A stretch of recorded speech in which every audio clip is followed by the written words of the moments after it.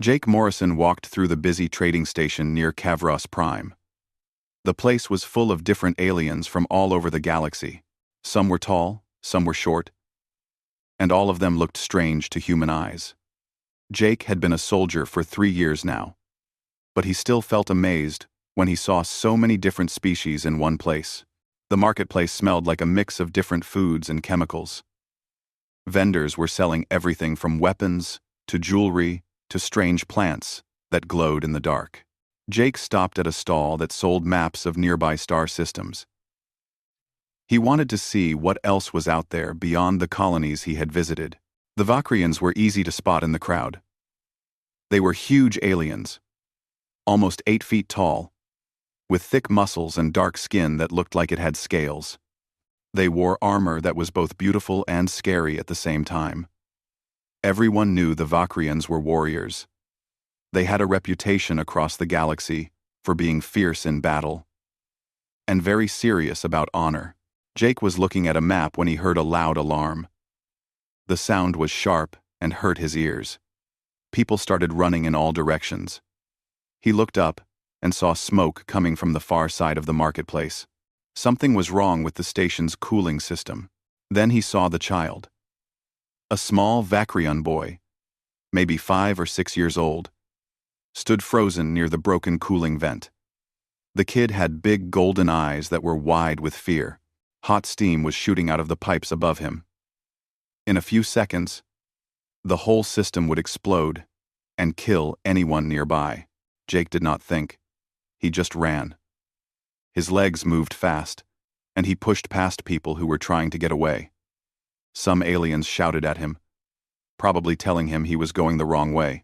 But Jake did not stop. The child was in danger, and nobody else was helping. Time seemed to slow down. Jake could see the pipes shaking. He could hear the metal groaning as pressure built up inside. He had maybe 3 seconds before everything exploded. His boots hit the metal floor hard as he ran faster than he ever had before. He reached the child and grabbed him. The boy was heavier than Jake expected, but fear gave him extra strength. Jake pulled the child against his chest and threw himself backward. They hit the ground hard just as the cooling vent exploded. Hot steam and burning chemicals sprayed everywhere. Jake felt terrible pain across his back and arms. His uniform was burning. He rolled over and over, keeping the child protected under his body. Pieces of hot metal fell around them like rain. One piece hit Jake's shoulder, and he almost screamed from the pain. Then it was over. The emergency systems kicked in and sealed off the broken pipes. The steam stopped. Jake lay on the ground, breathing hard. Everything hurt. He looked down and saw the Vakrian child staring up at him. The boy was scared but not hurt. Station security arrived within seconds. So did medical teams. A doctor, who looked like a blue octopus with 6 arms, started treating Jake's burns. The pain was bad, but Jake felt relieved. The kid was safe. That was all that mattered. The child's father arrived next. Jake heard him before he saw him. A deep roar echoed through the corridor, full of fear and relief mixed together. 4 massive Vakrian warriors pushed through the crowd. They wore red and black armor that had special markings. Jake did not know what the markings meant, but they looked important. The biggest warrior dropped to his knees beside the child. He had scars on his face that told stories of many battles. His hands, which were big enough to crush a human skull, touched the boy gently. He checked the child carefully, looking for any injuries. When he was sure his son was okay, the warrior turned to look at Jake. Jake was still sitting on the ground. His uniform was burned and torn. His skin was red and blistered where the steam had hit him. The blue doctor was covering his burns with some kind of gel that helped with the pain. Jake felt tired and sore, but he managed to sit up straight when the big warrior looked at him. The warrior stood up slowly. He was huge, much bigger than Jake had thought at first. The other 3 warriors moved to stand behind him. All 4 of them stared at Jake with intense eyes that seemed to see right through him. Then the big warrior did something unexpected. He put his fist over his heart and bowed. It was a deep bow, the kind that showed great respect. The other 3 warriors did the same thing immediately. "I am Commander Vex of the Imperial Guard," the warrior said. His voice was deep and powerful. Everyone in the corridor could hear him. "You saved my son's life. You did not think about yourself. You just acted with courage. By the old laws of my people, I owe you a life debt. My honor is now tied to yours." The second warrior stepped forward. He had silver streaks in his dark hair. "I am Captain Zarn. I saw what you did. I also pledge my service to you." The third warrior was younger but just as strong. Lieutenant Cross. "Your bravery speaks louder than words. I will follow you." The fourth warrior was a female with tattoos on her arms. "I am Sergeant Thera. You risked everything for a child you did not know. We 4 now stand with you. Human, we will serve you until our debt is paid, or death takes us." Jake did not know what to say. He was just a lieutenant in the Earth colonial fleet. He was nobody important. He had just done what anyone should do when a child was in danger. But these warriors were treating him like he was some kind of hero. "I'm Jake Morrison," he finally said. His voice was rough from breathing in the hot steam. "I'm just glad the kid is okay. Anyone would have done the same thing." Vex shook his head slowly. "No, Jake Morrison. Most beings would not. I have lived for many years and fought in many wars. I have seen thousands of people face danger. Most choose to save themselves. You chose differently. That is why we are bound to you now." The blue doctor finished treating Jake's wounds. The gel had helped a lot, and the pain was now just a dull ache. 2 medical workers helped Jake stand up. His legs felt shaky, but he managed to stay on his feet. Vex put a heavy hand on Jake's shoulder. The weight of it reminded Jake of how strong these aliens were. "From this day forward, you do not walk alone. Wherever you go, whatever fights you face, we will be there." Jake looked at the 4 huge warriors. Then, he looked at the small B. 3 weeks had passed since the incident on Kavros Prime. Jake Morrison was learning that life with 4 Vakrian warriors was very different from his normal military routine. The 4 aliens had actually quit their jobs with the Vakrian military and asked to join the Earth colonial fleet. They wanted to stay with Jake and honor their oath. This created a lot of problems. Admiral Helen Carter called Jake to her office to talk about the situation. She was a stern woman with gray hair and sharp eyes. She had been in the military for 30 years and had seen many strange things. But even she seemed surprised by what happened with Jake. "Do you understand what you've gotten into, Morrison?" the Admiral asked. She sat behind her desk and looked at Jake seriously. "These Vakrians don't take their promises lightly. They're saying they'll die for you, if necessary." Jake shifted in his chair. He still felt uncomfortable about all of this. "I know," Carter said. Her expression softened a little. "And that's exactly why they respect you so much. The Vakrians care about actions, not words. You showed courage without thinking about rewards or recognition. That's rare." After many discussions with the Vakrian government, a deal was made. The 4 warriors would work with the Earth colonial fleet as advisors and cultural liaisons. Officially, they would help humans understand Vakrian culture and military tactics. Unofficially, they would stay close to Jake and keep their oath. Jake's new assignment was on a ship called the ECS Defender. It was a medium-sized warship designed to protect the frontier colonies from pirates and raiders. The ship's captain was a woman named Lisa Hayes. She was smart and experienced, and she did not seem bothered by having 4 huge aliens on her ship.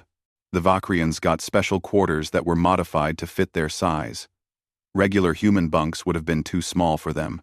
Jake visited their quarters on the 2nd day of the journey. He wanted to check if they had everything they needed. Vex was sitting on the floor, which was the only place big enough for him. He was cleaning a large weapon that looked like a mix between a rifle and a sword. The other 3 Vakrians were doing various tasks, but they all stopped when Jake entered. "You do not need to check on us, Jake Morrison," Vex said. "I know.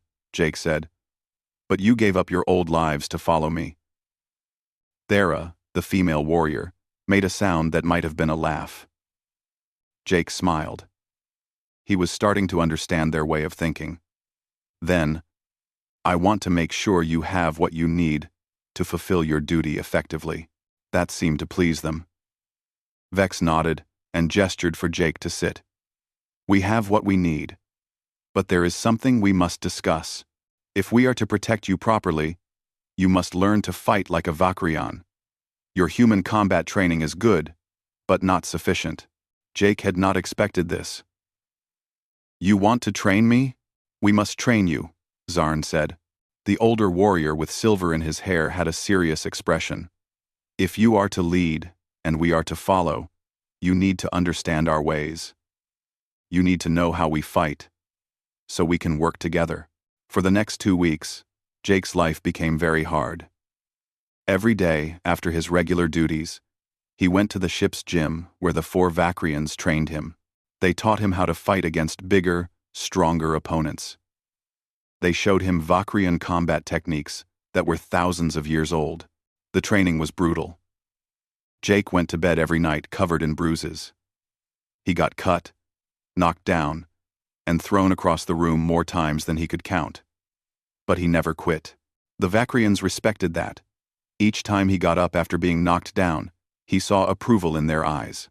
"You are learning," Vex said one evening after a particularly hard session. Jake was sitting on the floor, breathing heavily and bleeding from a cut above his eye. "Not just the techniques. You are learning the warrior's spirit. To keep fighting, even when your body wants to stop." Jake wiped blood from his face. "I feel like I'm losing every fight." "You are," Cross said bluntly. The younger warrior grinned. "But you are losing slower each time. That is improvement." The real test came when the Defender was assigned to escort a convoy of supply ships to a colony called New Dakota. The colony was having problems with raiders. These were not just random pirates. They were organized and dangerous. Captain Hayes called a meeting in the tactical center. Jake, the 4 Vakrians, and the ship's senior officers gathered around a holographic display that showed the route to New Dakota. "Intelligence reports indicate increased raider activity in this sector," Hayes explained. "They've been attacking supply convoys regularly. We'll have 2 smaller escort ships with us, but we need to be ready for trouble." Vex studied the display carefully. His experienced eyes picked up patterns that others missed. These attacks are too organized. Someone is directing them. This is not random piracy. Hayes nodded. "We suspect the same thing, but we don't know who's behind it yet." The convoy left the station the next day. 3 large cargo ships carried supplies that the colonists desperately needed. The Defender and 2 smaller escort vessels provided protection. Jake worked at the tactical station, monitoring sensors for any sign of danger. It came on the 3rd day of the journey. The sensor screen suddenly filled with red dots.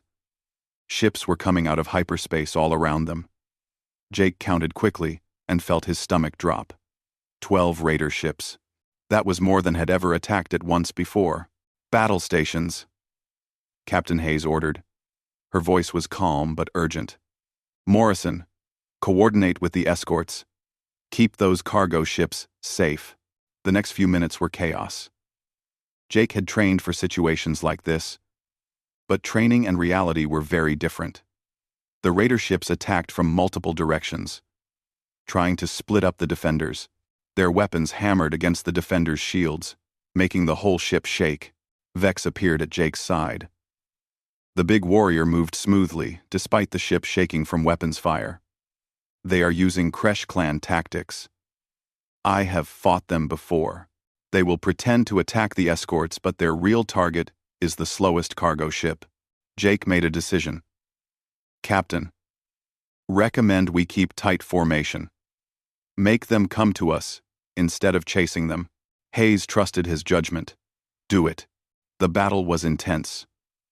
One of the escort ships took heavy damage. 3 raider ships broke away from the main fight to destroy it. Jake saw what was happening and knew the escort would not survive. "Vex, can you and your team handle the tactical board?" Jake asked quickly. The Vakrian understood immediately. "Yes. Go." "Yes." Jake turned to Captain Hayes. "Permission to take a shuttle to help that escort, Captain." Hayes hesitated for only a second. "Granted. But Morrison, if you die out there, I'm putting it in your permanent record." Jake ran to the shuttle bay. He grabbed a repair team and launched the small shuttle into the middle of the battle. Flying through the combat zone was terrifying.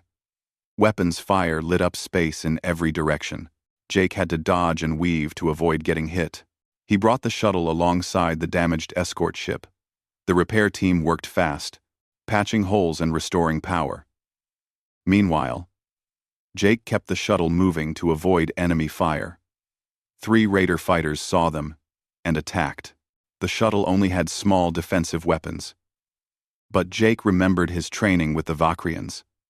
He did not try to run. He attacked. The Raiders were not expecting a shuttle to fight back. Jake destroyed one of the fighters and damaged another. The third one retreated. Back on the Defender, Vex and his team were coordinating the defense. Thera noticed a weakness in the Raider formation. At Vex's command, all the defending ships concentrated their fire on the Raiders' lead vessel. The enemy ship's shields failed, and it was badly damaged. Seeing their command ship hurt and losing fighters, the Raiders decided to retreat. They jumped away into hyperspace, leaving the convoy safe. When Jake returned to the Defender, he found the 4 Vakrians waiting for him on the bridge. Vex looked proud. "You left the safety of this ship to save others," Vex said. "You knew you could die if your shuttle was destroyed. Once again, you have shown the courage that made us swear our oath." Captain Hayes walked over. She looked tired but relieved. "Morrison, that was either very brave or very stupid. Maybe both, but it worked." The attack on the convoy near New Dakota had consequences that reached far beyond one battle. Earth Colonial Command started a major investigation into who was behind the Raiders. The fact that they used Kresh Clan tactics, as Vex had identified, suggested something bigger than simple piracy. 2 weeks after the battle, Jake received orders to report to Frontier Command headquarters. This was a massive space station orbiting a colony world called Armstrong's Landing. It was the military center for the entire frontier sector. Jake had never been there before, and he felt nervous about what the meeting might mean. The 4 Vakrians came with him, of course. They went everywhere Jake went now. Some of the human officers had started calling them Jake's shadow, though never where the Vakrians could hear. Vex and his warriors took their oath very seriously. The briefing room was large and filled with important people. Admiral Carter was there, along with officers Jake did not recognize. But what surprised him most was seeing Vakrian officials. One of them wore robes that marked him as a high-ranking diplomat. "Lieutenant Morrison," Admiral Carter said, gesturing for Jake to sit. "Thank you for coming. This is Ambassador Krell of the Vakrian Empire. We have information to share that affects both our governments." The Admiral activated a holographic display. It showed maps, financial records, and communication logs. "The raiders attacking our colonies are not independent pirates. They are mercenaries hired by someone with significant resources. We've traced the money through several fake companies. The trail leads to the Zorlan Confederacy." Jake knew about the Zorlans. They were a group of planets that had been in space for centuries longer than humans. They had always opposed Earth's expansion into the frontier. But this was more than political opposition. This was an act of war. Ambassador Krell spoke next. His voice was deep and measured. "The Zorlan government has also been pressuring the Vakrian Empire. They want us to limit our cooperation with humanity. They see your rapid growth as a threat to the established order." Vex, who was standing behind Jake's chair, made a low growling sound. "If the Zorlans are behind these attacks, they are testing both Earth's strength and our alliance. They want to see if we will stand together or fall apart." A woman in civilian clothes stepped forward.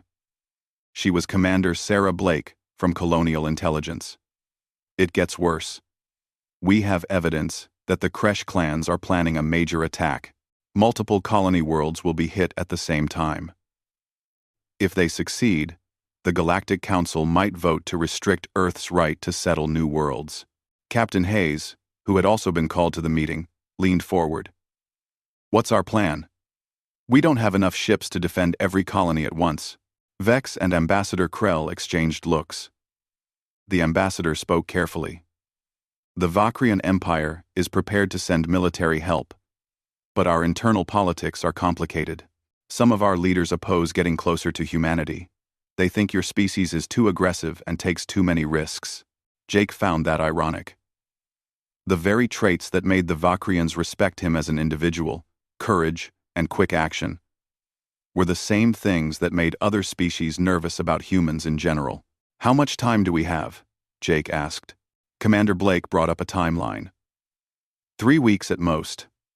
The attacks will happen during a Galactic Council meeting about frontier settlement laws. A successful attack during the vote would be devastating for Earth's position. Admiral Carter turned to Vex. Commander, you have experience fighting the Kresh clans. What do you recommend? Vex walked to the holographic display and studied it. His eyes, sharp from years of combat, analyzed the tactical situation. The Kresh use overwhelming force and coordinated timing. They attack what they think is weak, but they are also bound by honor and tradition. If we defeat their first attack decisively, especially if we can capture or kill their war leader, they will withdraw, rather than face dishonor. Lieutenant Cross added, the Kresh war leader will be on their flagship, directing the battle.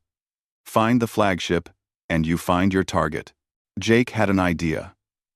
It was risky, maybe even crazy, but it might work. What if we don't try to defend everywhere? What if we set a trap? Everyone looked at him. Admiral Carter made a gesture for him to continue. The Kresh have been studying our defenses for months, Jake explained. They think they know what we can do. What if we make one colony look weak and vulnerable? Draw their main force there, including the flagship. Then we hit them with reinforcements they don't know about. Captain Hayes saw the potential immediately. That's gambling with people's lives. If the trap fails, we lose everything. That's why we use a location we can prepare, Jake said. New Dakota has good defensive terrain. We've had time to fortify it. We can evacuate the colonists to underground shelters before the attack. The colony will look occupied, but actually be empty. Sergeant Thera nodded approval. The Kresh will see what looks like an easy target with high value. Their pride will not let them resist. They will commit their flagship to ensure victory. Ambassador Krell looked troubled. This plan needs Vakrian military support. Our fleet would need to be hidden nearby, ready to help. Such a deployment could be seen as aggressive by the Zorlans and their allies. It might make the political situation worse. The room went quiet. This was not just a military operation. It was a diplomatic risk that could reshape relationships across multiple star systems. Admiral Carter studied Jake for a long moment. Lieutenant Morrison, you realize what you're proposing could start a larger war if it goes wrong? Yes, Admiral, Jake said honestly. But if we do nothing, we lose anyway. The Shadow Council will keep attacking until we're forced to abandon the frontier. At least this way. We fight on our terms. Vex placed a hand on Jake's shoulder. It was a gesture of support. When I swore my oath to this human, some people thought I was foolish. Now, I see that his courage goes beyond physical bravery. He is willing to risk everything for what he believes is right. This is true leadership. The other 3 Vakrians voiced their agreement. Zarn spoke up. The 4 of us will fight at his side, as we swore. If the Vakrian Empire wants to know if humanity deserves alliance, let them watch this battle. They will have their answer. Ambassador Krell seemed to make a decision. I will recommend to our High Command that we support this plan. The political risk is real, but perhaps that is the point. If we are to be true allies with humanity, we must stand together when it matters most, not just when it is convenient. Admiral Carter looked around the room at everyone present. Then we have 3 weeks to prepare. Commander Blake, work with Vex to find the best location for our trap and coordinate intelligence.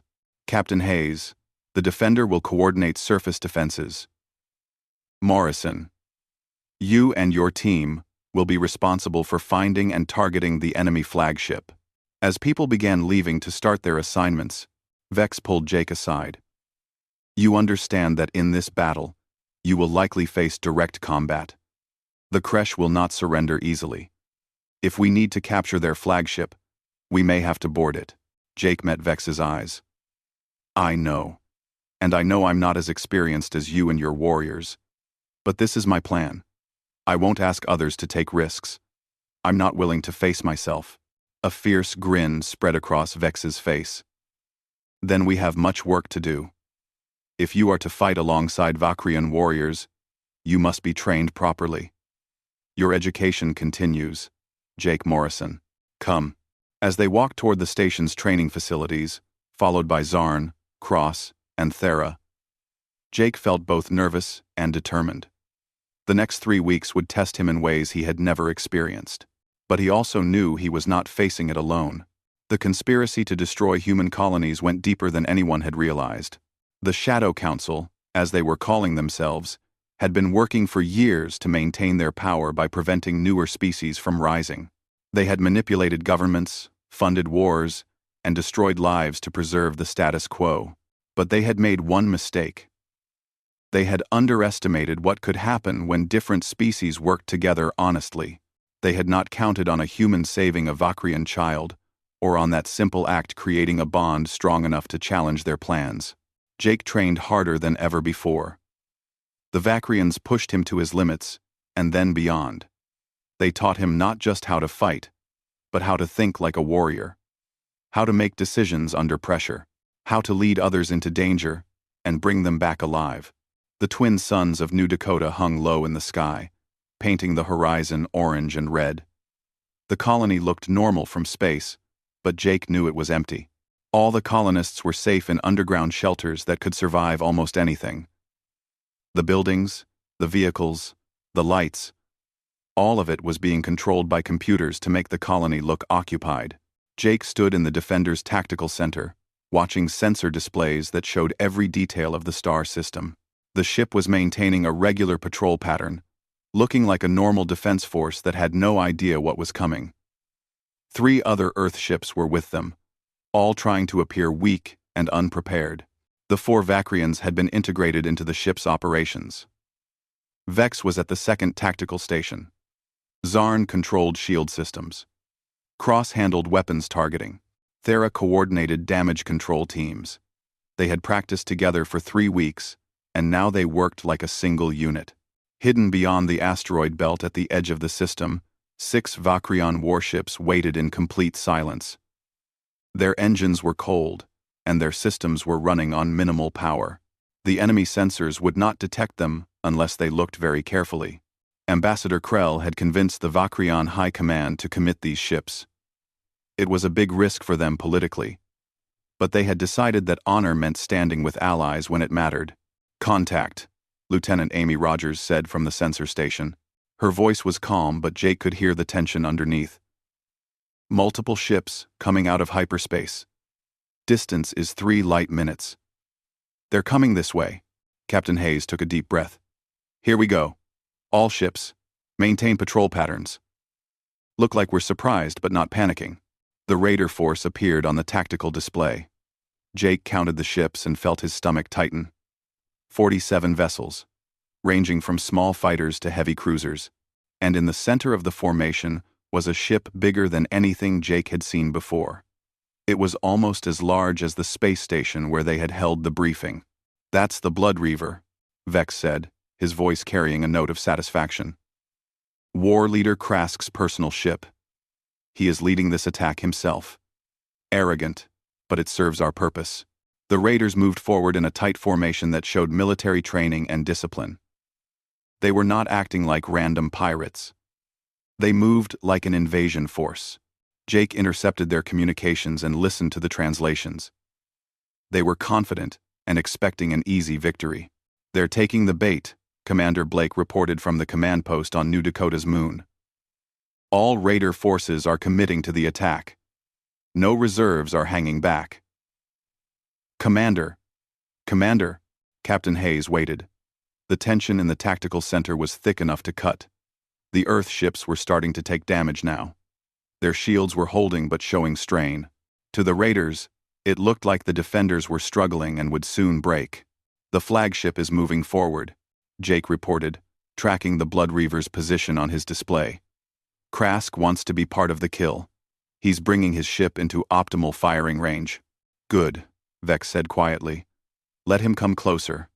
Pride makes warriors foolish." The Blood Reaver's weapons came online. Massive cannons that could destroy a ship with a few shots. They fired at the defender.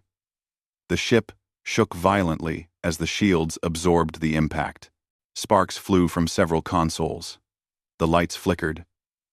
Jake held onto his station as another blast hit them. "Shields at 60%, Zarn reported. "We can take more, but not much more." Captain Hayes watched her displays carefully. The timing had to be perfect. If they sprang the trap too early, some Raiders might escape. Too late, and the defender might be destroyed before help arrived. "Now," Hayes commanded. Everything happened at once. Hidden weapons platforms across New Dakota's surface came online. They had been concealed under fake buildings and camouflage shields. Now they revealed themselves and opened fire. Their targeting was precise and coordinated. Several Raider ships exploded in the first few seconds. Defensive satellites that had looked inactive suddenly activated. They projected powerful shields over key positions and added their own weapons to the barrage. The Raiders, who thought they were attacking a weak target, found themselves in a killing zone. Then the Vakrian battle group jumped into the system. 6 heavy warships appeared directly behind the Raider formation. Their weapons were already charged, and targeting solutions were locked in. They fired immediately. The carefully organized Raider attack formation collapsed into chaos. "Target the Blood Reaver," Admiral Carter ordered from her command post. "All heavy weapons.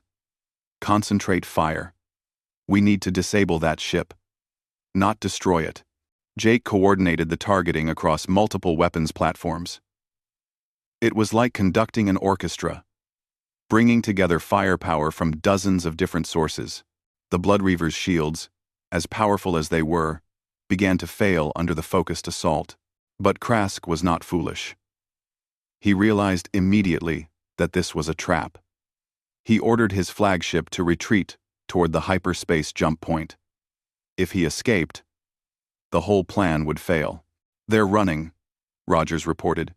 "The flagship is turning away and redirecting power to engines." Vex leaned over Jake's console. His clawed finger pointed at a specific spot on the tactical display.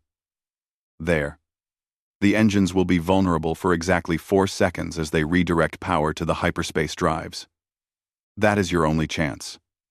Well, Jake quickly relayed the information to all weapons platforms. The timing would have to be perfect. Too early, and the shots would hit shields. Too late, and the ship would escape into hyperspace. He counted down in his head, watching power readings from the enemy ship. 3, 2, 1. Fire everything. 23 different weapons fired at the exact same moment. Missiles, energy beams, and solid projectiles all converged on the Blood Reaver's engine section. The coordination was perfect. The engines exploded in a massive fireball. Secondary explosions rippled through the back third of the ship. The flagship went dark and began to drift. "Direct hit!" Rogers shouted with excitement. "Their engines are completely destroyed. Weapons, systems are failing. That ship is not going anywhere." Around them, the rest of the Raider fleet was breaking apart. The smaller ships saw their command vessel disabled and started to scatter. Some tried to fight and were destroyed by the Vakrian cruisers. Others managed to escape into hyperspace. But the organized attack force was finished. Captain Hayes turned to Jake. Morrison, prepare your boarding team. We need War Leader Krask alive if possible. He knows who hired him, and we need that information. Jake nodded and looked at the 4 Vakrians. Ready? Vex's expression was fierce and proud. We trained you for this. Now we fight together as the team we have become. The boarding shuttle launched from the Defender with Jake, the 4 Vakrians, and 12 Earth Marines aboard. As they approached the crippled Blood Reaver, Jake could see the damage their attack had caused. Whole sections were torn open and venting atmosphere. Fires burned in areas where oxygen remained. Remember everything we taught you, Vex said as they prepared to breach the hull. Stay with your team, trust your instincts, and trust the bond we share. They blew a hole in the ship's side and rushed through. Immediately, Kresh warriors in armor started shooting at them. The corridor became a battle zone filled with weapons, fire, and explosions. Jake moved like Vex had trained him. His actions coordinated perfectly with his companions. Zarn and Cross took the front, their heavy armor absorbing enemy fire while Jake and the Marines provided covering shots. Thera protected their rear, using her enhanced sensors to detect ambushes before they could be sprung. They moved through the ship like a well-oiled machine. The fighting was intense. Jake took a hit to his shoulder, the plasma bolt burning through his armor. The pain was terrible, but he kept moving. There was no time to stop. They had to reach the command center before Krask could organize a better defense. The command center entrance was defended by a dozen Kresh warriors in ceremonial armor. These were Krask's personal guards, the best fighters in his fleet. They would not surrender or run away. Vex assessed the situation quickly. Thera, breaching charges on the walls. Zarn, Cross, suppressing fire in the center. Jake, with me. When the walls blow, we go through the side. The plan worked perfectly. The explosions created new openings on both sides of the command center. Jake and Vex charged through the smoke and debris, appearing behind the guards. Their surprise attack threw the defenders into confusion. Within moments, the guards were defeated. War Leader Krask stood in the middle of his command center. He was huge, even bigger than Vex, covered in scars that told stories of countless battles. He held 2 large blades and his eyes showed no fear. So the Vakrian Empire does choose sides, Krask said in rough but understandable language. I should have expected this when I saw your ships. The Great Vex, now serving humans. Vex's face was cold and hard. I serve honor, Krask. Something you forgot when you became a mercenary. Your employers paid you to attack civilians and start wars. This is not the way of warriors. Krask laughed, but it was not a happy sound. My employers? The Zorlans pay well, but they are not the real power. They just deliver messages for those who truly fear what humans represent. Change. Chaos. The end of the old order. Jake stepped forward, his weapon aimed at Krask. Who? Who is really behind this? The Kresh War leader looked at Jake with what might have been respect. You are the human the Vakrians follow? The one who saved the child? When Jake nodded, Krask's expression changed slightly. I see why they chose you. You have courage that cannot be faked. Answer the question, Jake said firmly. Who hired you? The Shadow Council, Krask said, his voice lower now. A group of species that have controlled galactic politics for hundreds of years. They see humanity as a threat to their power. The Zorlans are just one part of a much bigger conspiracy. Before anyone could react, Krask attacked. The weeks following the Battle of New Dakota were busy and stressful. The captured Kresh warriors provided testimony about who had hired them. The data recovered from the Blood Reaver's computers gave even more evidence. Everything pointed to a massive conspiracy that reached into governments across the galaxy. The Galactic Council called an emergency meeting at Unity Station, the neutral diplomatic center for all spacefaring civilizations. Jake found himself summoned to testify. He was just a lieutenant, a junior officer who had gotten caught up in events beyond his control. But Admiral Carter explained that Jake had become a symbol, and symbols mattered in politics. Jake stood in the observation gallery of the council chambers. The room was enormous, designed to hold representatives from over 100 different species. Each species had their own section, with seats designed for their particular body type. Some sat on chairs, some on cushions, some floated in special containers. Beside Jake stood Vex, Zarn, Cross, and Thera. They wore formal clothing that was a compromise between their traditional armor and civilian diplomatic attire. They looked uncomfortable but determined to support Jake. Ambassador Krell joined them in the gallery. The Vakrian diplomat looked tired. The past weeks had been hard on him politically. "The testimony begins soon," he said to Jake. "Are you ready?"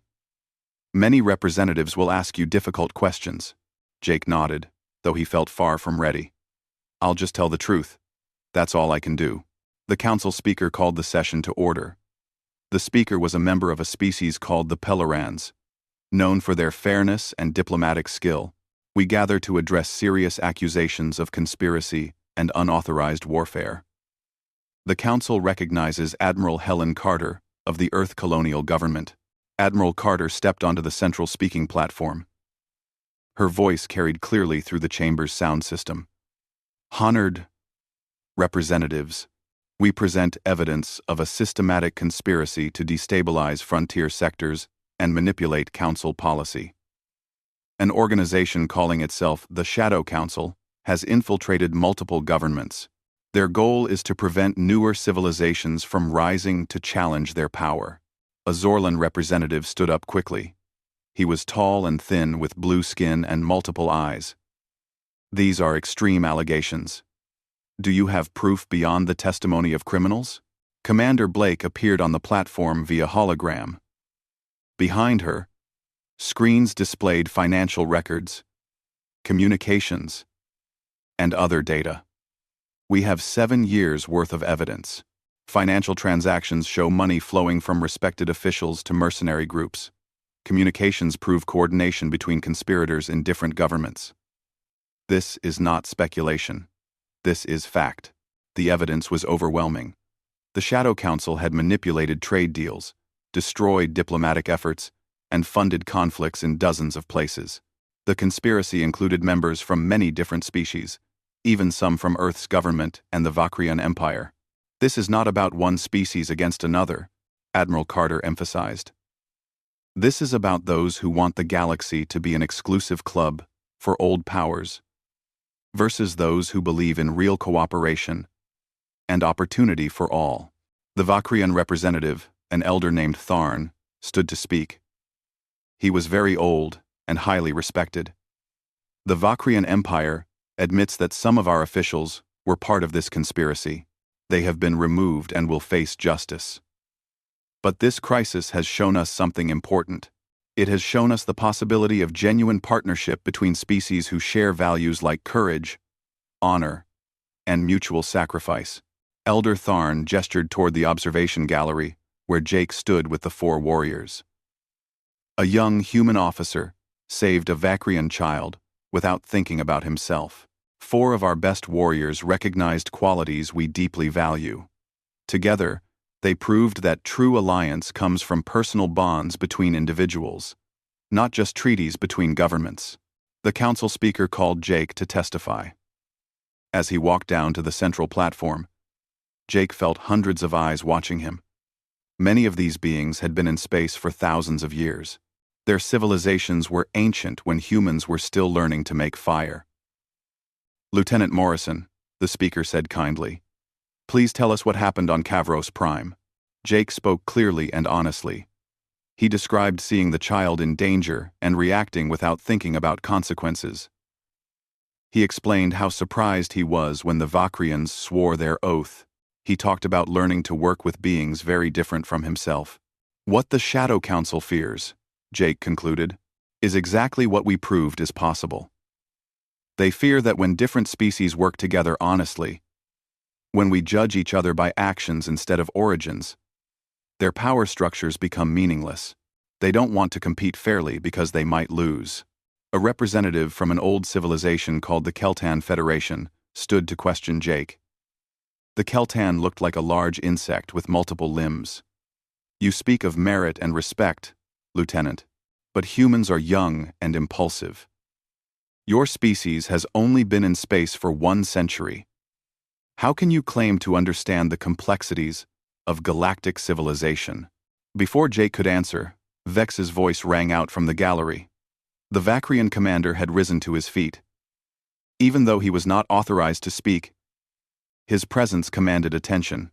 With respect, counselor, you ask the wrong question, Vex said formally but firmly. The question is not whether humans are ready for the galactic community.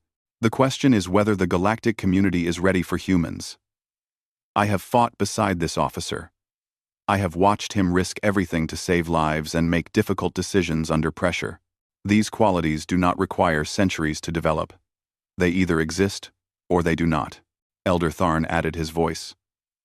The Vakrian Empire proposes new standards for evaluating civilizations, seeking council membership. Accident Piece 1717. Instead of arbitrary time requirements and political manipulation, we should judge species by demonstrated values. Their willingness to cooperate, their respect for life, their capacity for both strength and restraint. The debate that followed lasted for hours. Representatives of older civilizations argued for maintaining strict standards and long waiting periods. Those who supported reform, including some surprising allies, argued that the galaxy was changing and the council needed to adapt. Finally, the council speaker called for votes on several measures. The first was a resolution condemning the Shadow Council conspiracy and authorizing investigations into all governments. The vote was almost unanimous in favor. Even those who might have been sympathetic to the conspiracy voted yes, probably because refusing would make them look guilty. The second vote was about granting Earth Provisional Council membership with full voting rights. This vote was much closer. Many older civilizations opposed it. But eventually, it passed by a narrow margin. Humanity would have a voice in galactic politics. The third measure was perhaps the most important. It proposed creating a new multi-species security force for frontier protection and mutual defense. The force would be staffed by volunteers from all member civilizations who demonstrated merit and character, not political connections. This passed with strong support. As the session ended, Jake was surrounded by diplomatic staff and military officials wanting to talk to him. But he looked for Vex and found him waiting outside the chambers with the other 3 Vakrians. You spoke well, Thera said. Her voice carried pride. You represented not just humanity, but all of us, who believe in earned honor over inherited privilege. Zarn nodded.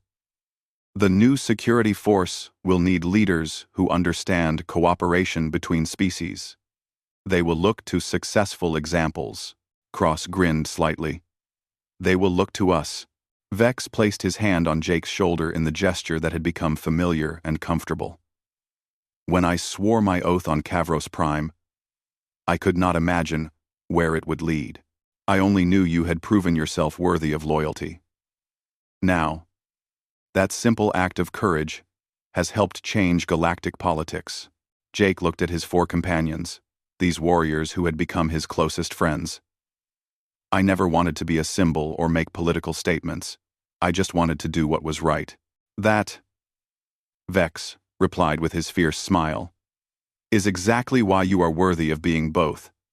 The galaxy needs more people who act on conscience first and worry about politics later. Admiral Carter approached with Elder Tharn.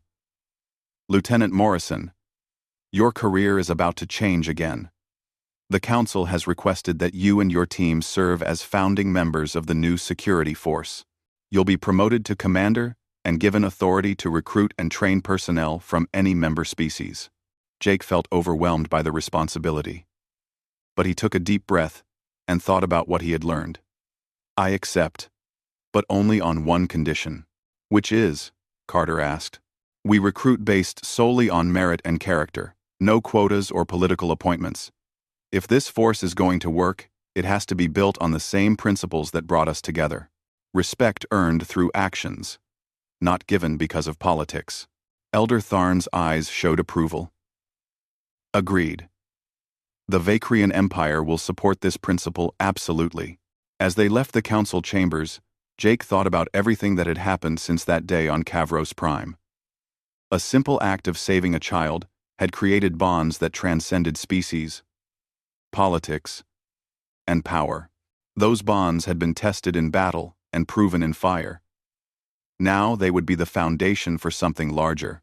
You know, the Shadow Council was not completely defeated, Vex said as they walked. Some escaped. They will continue plotting from the shadows. I know, Jake replied. But they'll find we're not easy to intimidate. And every time they try to divide us, they just prove why our partnership works. Thera laughed, which was rare for her.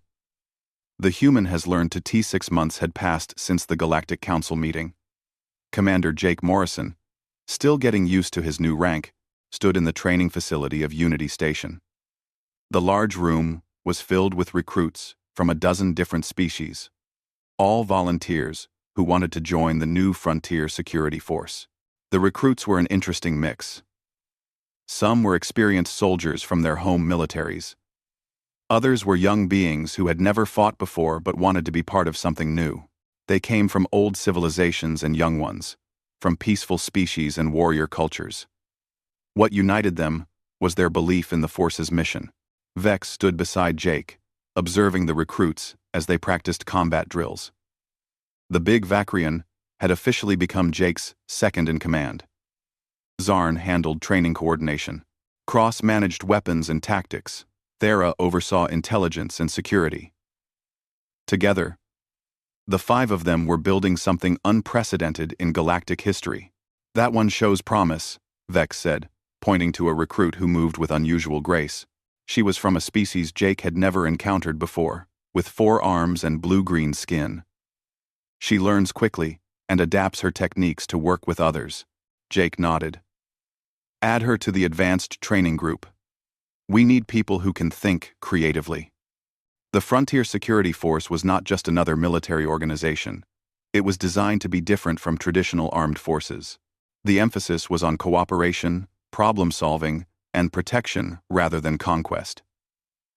Every recruit had to demonstrate not just combat ability, but also character and judgment. Commander Morrison, a voice called.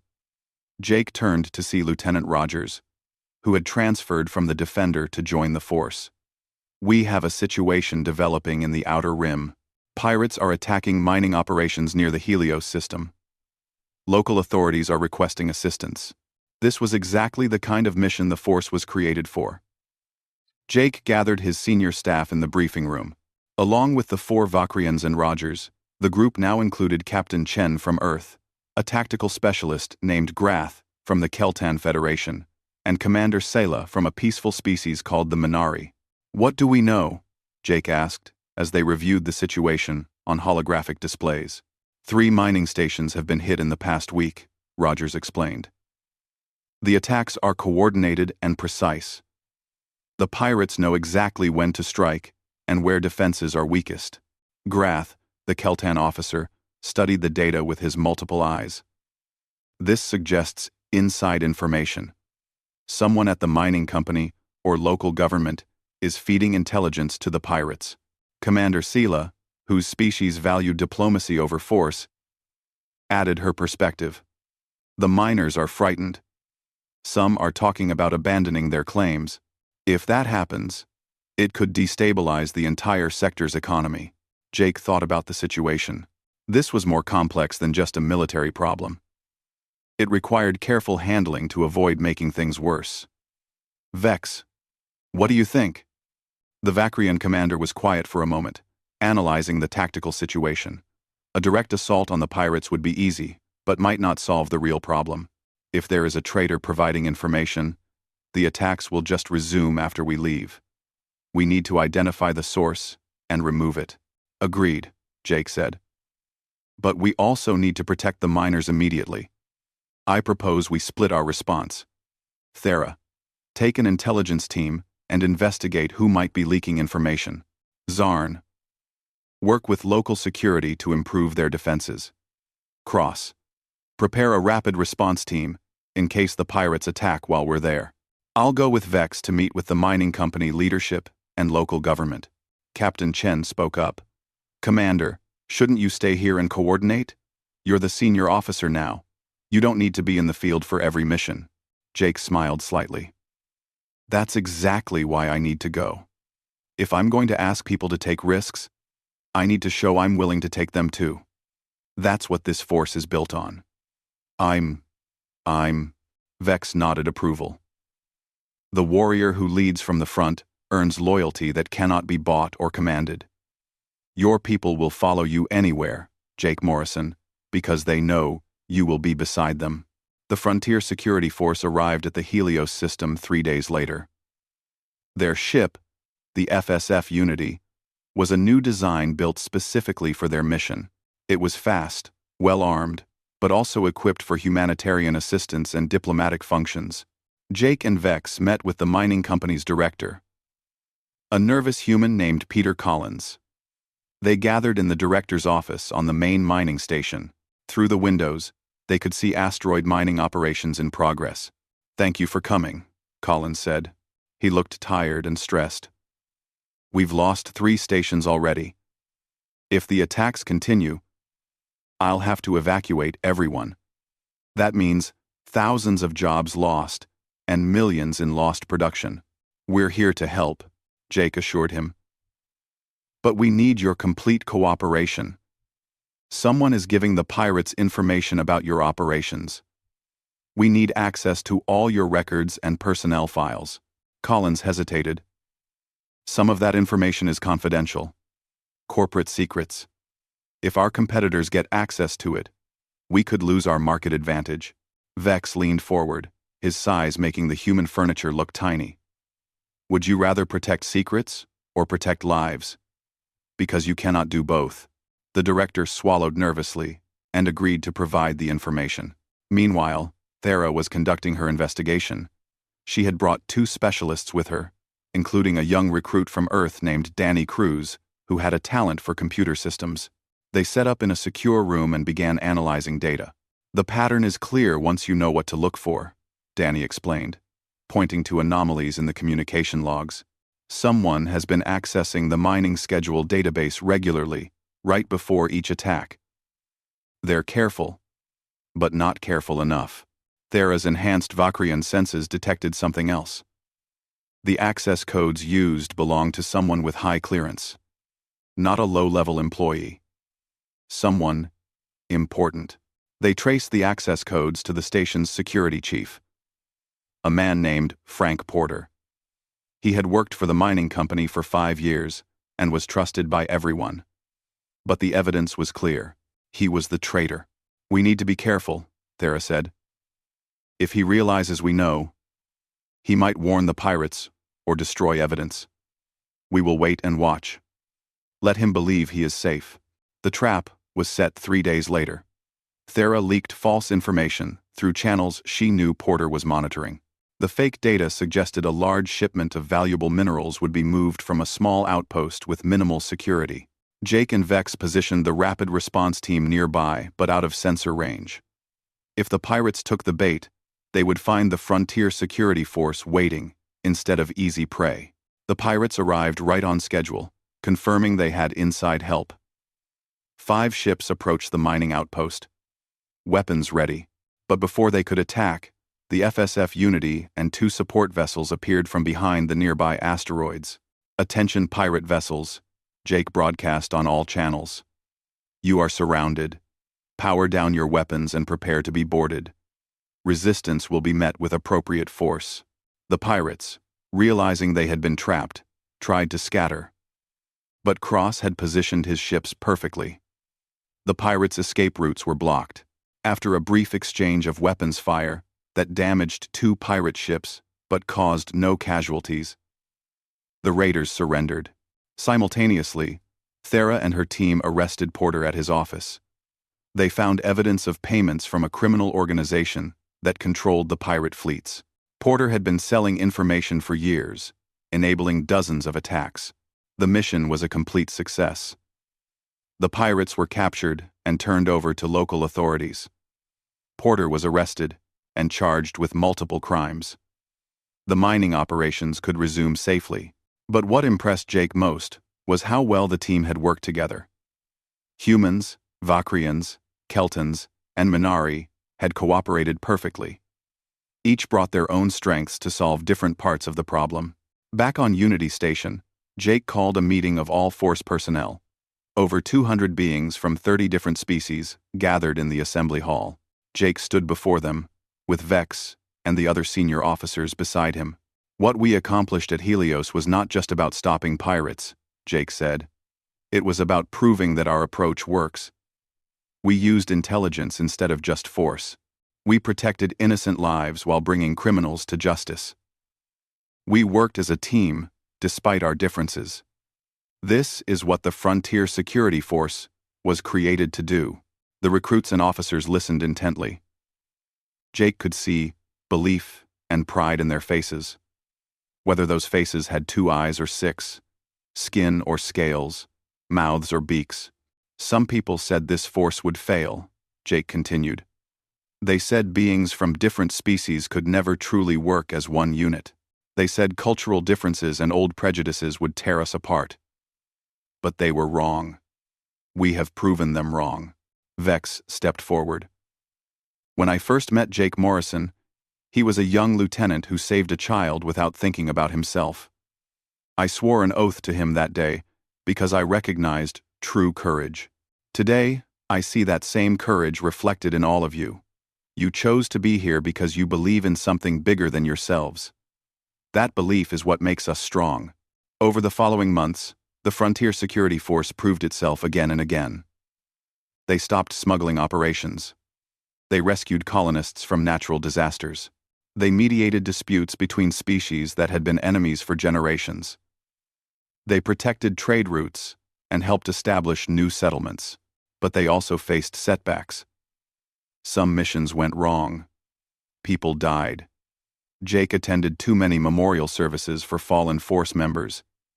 Each loss hurt deeply. But it also reinforced why their work mattered. The Shadow Council had not disappeared. They continued to operate from hiding, trying to undermine the Force and human integration into galactic society. Twice, Jake and his team uncovered assassination plots against Force leadership. Once, they stopped a terrorist attack that would have killed thousands. Jake was in his office late one night, reviewing reports, when Vex entered without knocking. The Vakrian had a bottle of something that glowed faintly blue. "You work too much," Vex said, pouring 2 glasses. "Even warriors must rest." Jake accepted the drink. It tasted like spiced honey and made his throat warm. There's always more to do. More threats to counter.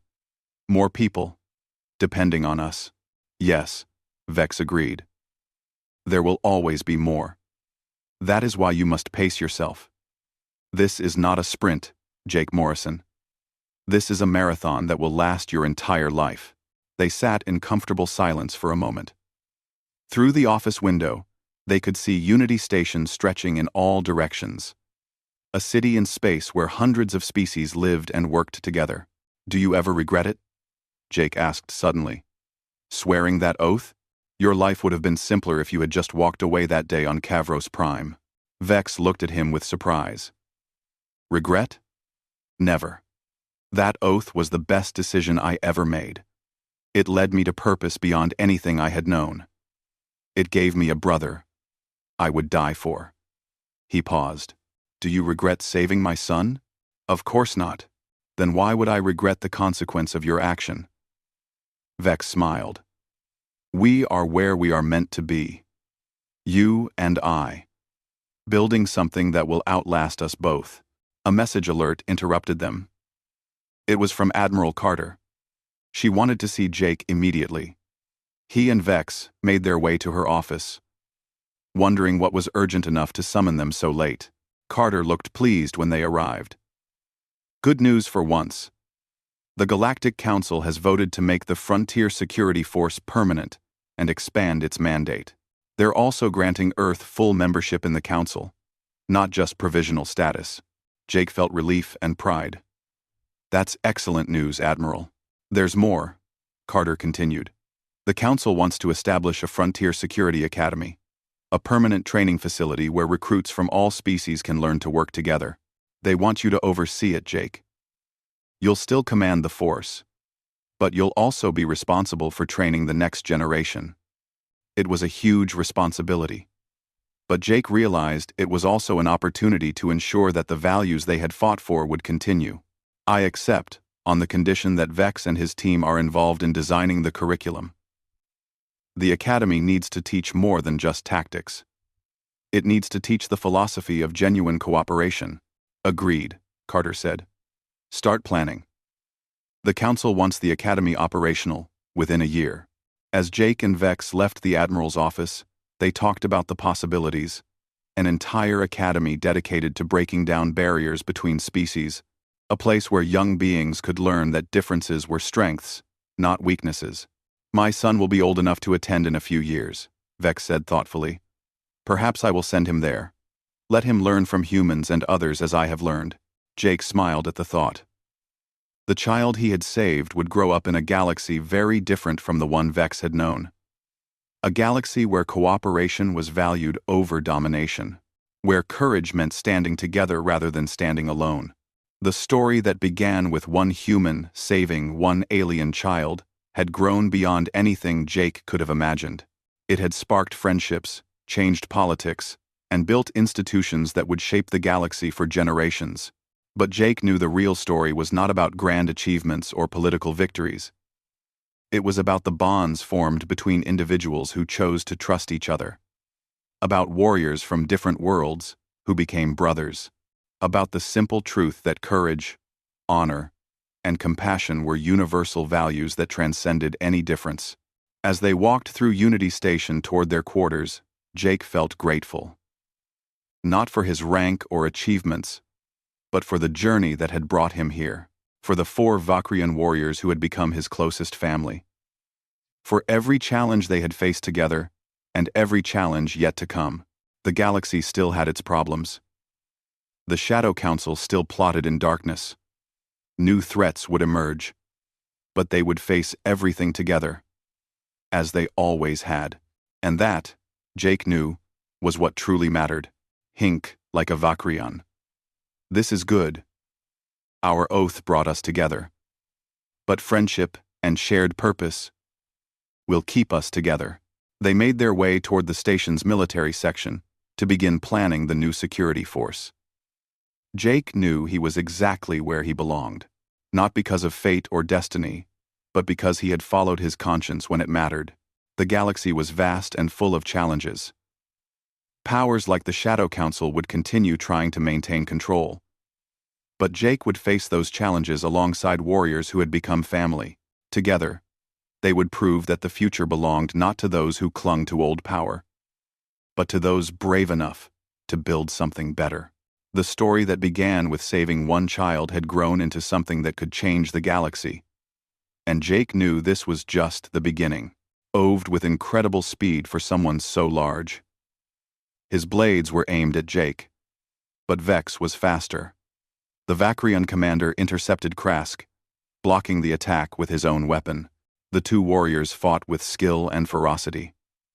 Krask was bigger and possibly stronger. But Vex had better technique and was fighting to protect someone he had sworn to defend. The battle was brief, but violent. Vex feinted low, making Krask defend his legs, then struck high with perfect precision. His blade found the weak spot in Krask's armor at the neck. The Kresh war leader fell.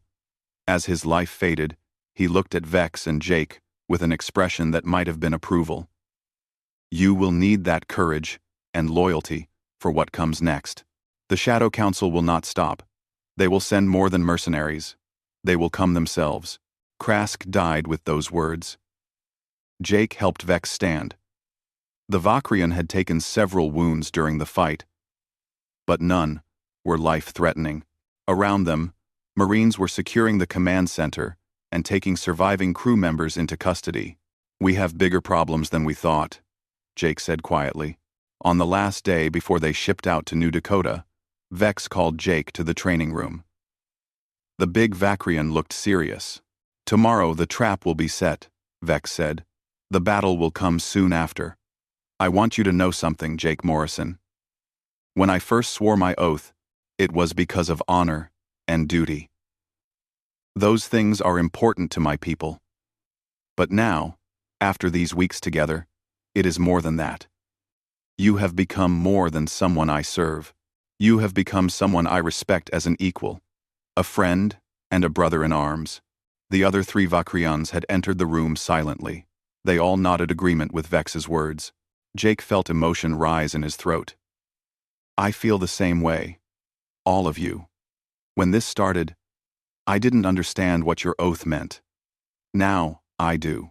Whatever happens in this battle, I'm honored to face it with you. Thera, who rarely showed emotion, smiled slightly. Then let us go teach the Kresh clans why they should not underestimate humans or those who stand with them. Jake felt exhausted. His hands were shaking from adrenaline. I learned from good teachers. Vex and his team ran tactical better than I could have.